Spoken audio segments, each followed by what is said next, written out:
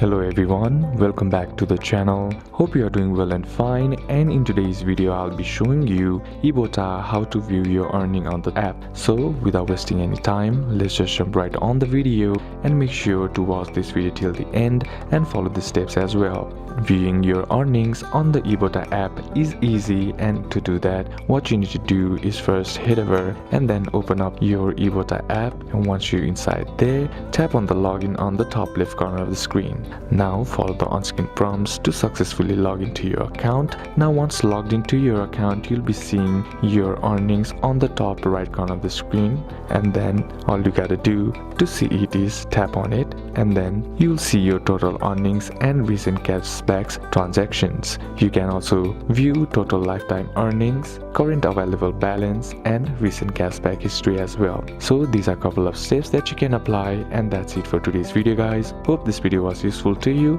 Leave a like if it did, comment down any questions that you have, and see you soon in the next one.